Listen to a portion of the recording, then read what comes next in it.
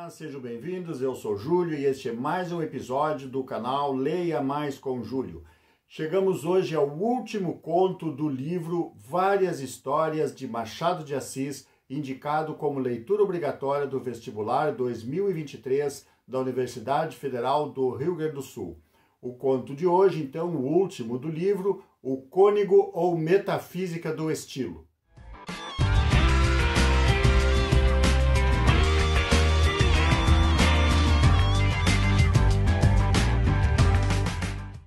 O Cônego ou Metafísica do Estilo, Machado de Assis. Vem do Líbano, esposa minha, vem do Líbano, vem. As mandrágoras deram o seu cheiro, temos às nossas portas toda a casta de pombos. Eu vos conjuro, filhas de Jerusalém, que se encontrardes o meu amado, lhe façais saber que estou enferma de amor. Era assim, com essa melodia do velho drama de Judá, que procuravam um ao outro na cabeça do cônego Matias um substantivo e um adjetivo.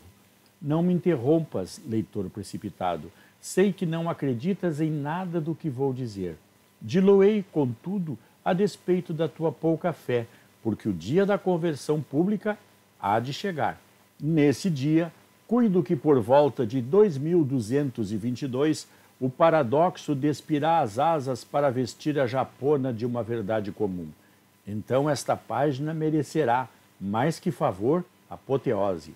Hão de traduzi-la em todas as línguas.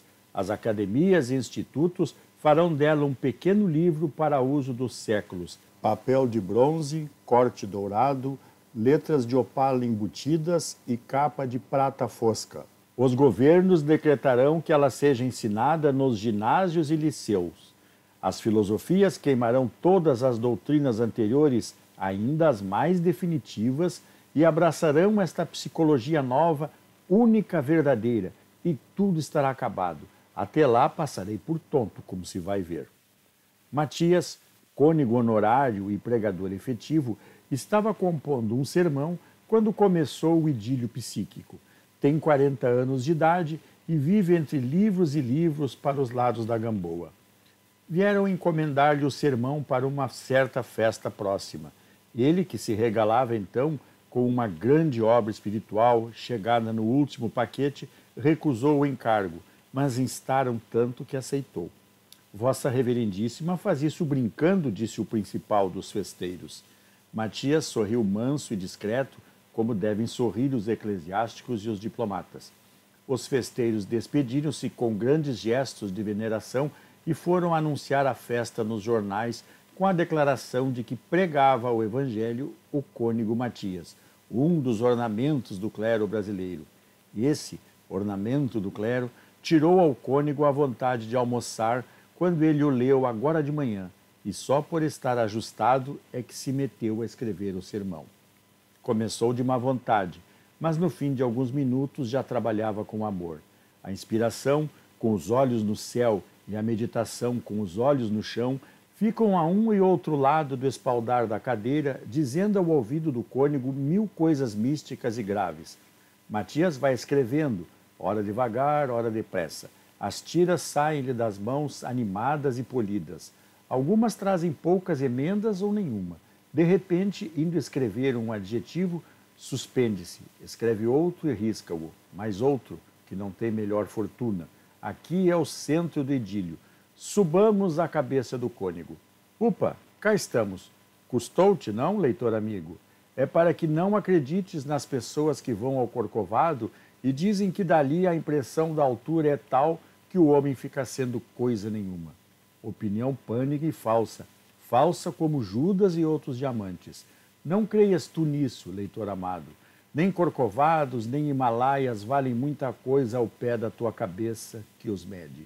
Cá estamos. Olha bem que é a cabeça do cônego. Temos à escolha um ou outro dos hemisférios cerebrais, mas vamos por este, que é onde nascem os substantivos.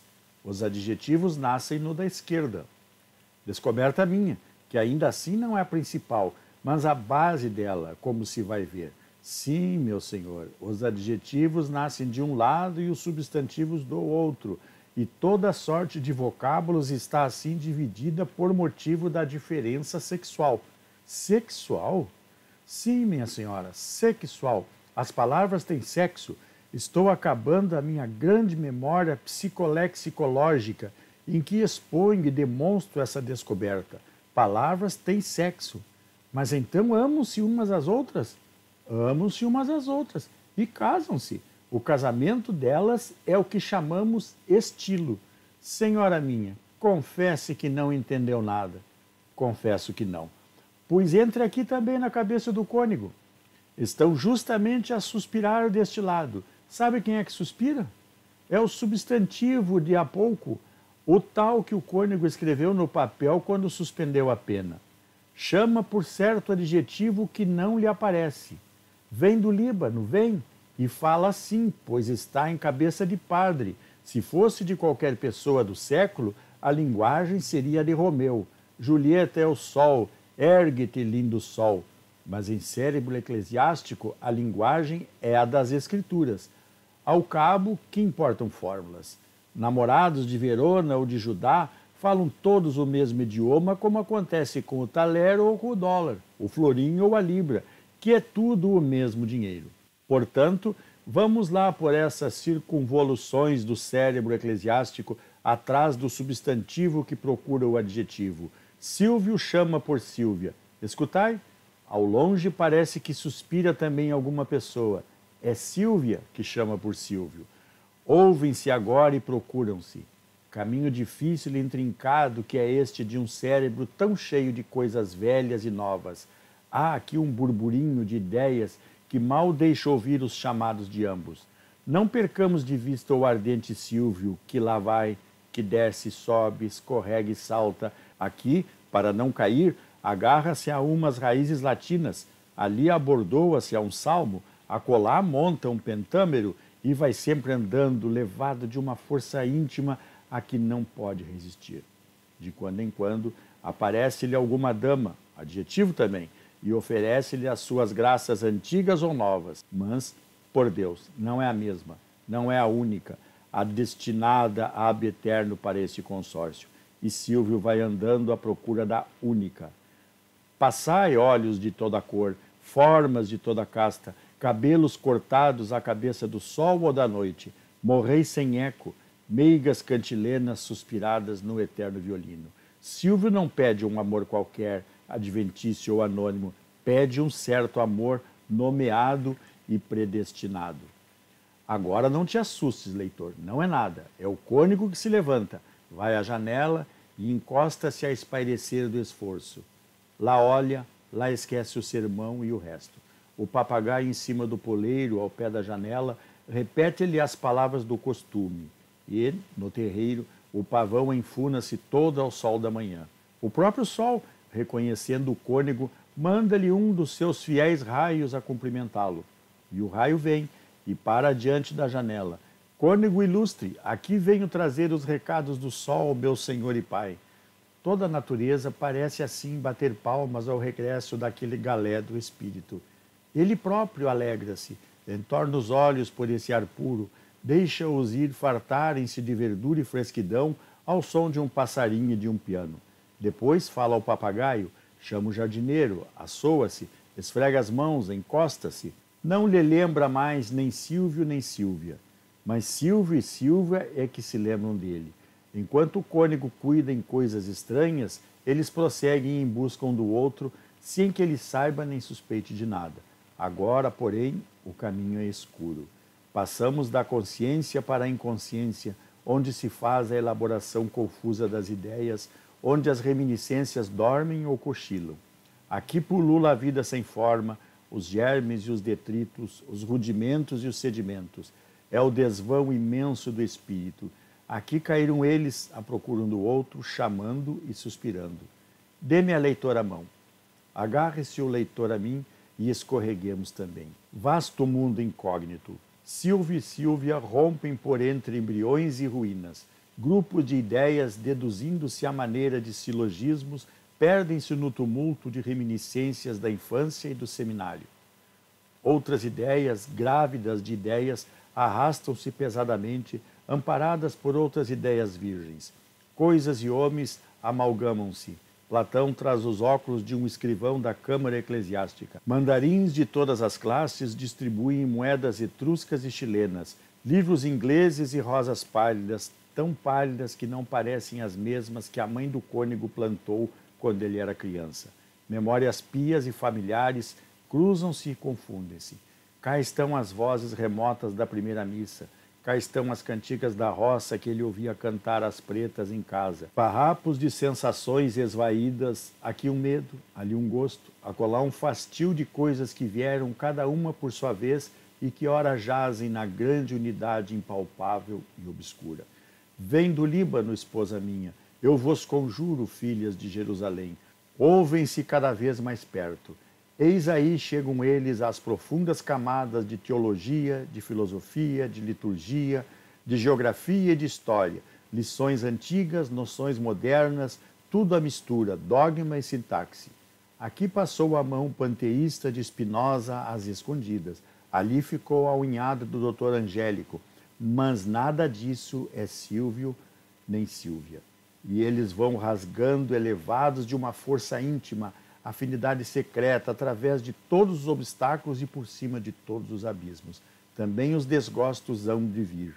Pesares sombrios que não ficaram no coração do cônego, cá estão, a laia de manchas morais e ao pé deles o reflexo amarelo ou roxo, ou o que quer que seja da dor alheia universal.